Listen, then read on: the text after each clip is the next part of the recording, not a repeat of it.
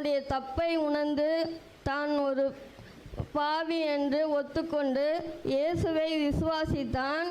இயேசு பாவம் செய்தான். இயேசு ராஜ்யத்தை தேடினான். இயேசு ஊழியம் செய்தான். நல்ல கல்வன். கெட்ட கல்வன் இயேசுவை தூசித்தான். 23 அதிகாரம் 39 வசனம். நீ கிறிஸ்து, அந்த வசனத்தை வாசிக்கவும்.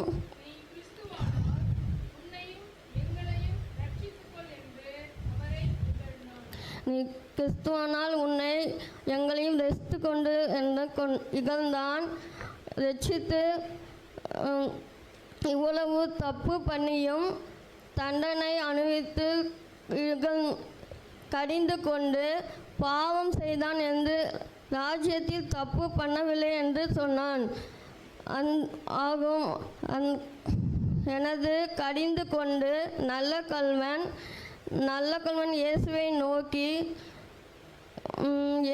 நோக்கி ஆண்டவரே, நீ இயேசுவை ராஜ்யத்தில் வரும்போது அடியனை நினைத்தலும் என்றான். அதற்கு இயேசு அவனை நோக்கி, இன்றைக்கு நீ என்னுடன் பரதேசியில் வருவேன், மெய்யாகவே உனக்கு கூறுகிறேன் என்றான்.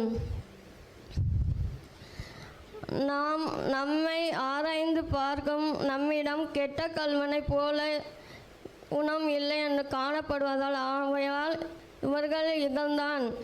பாவி என்று ஒத்துக்கொண்டு இவரை போல இருக்க வேண்டாம் என்று கள்ள கல்வன் சொன்னான். நாமும் ஆராய்ந்து பார்ப்போம். கடைசியாய் காலத்திலே நாம் ஜெபம் பண்ணுவோம், வேதம் வாசிப்போம், மன்னித்து பெறும் என்று ஆராய்ந்து பார்த்தான்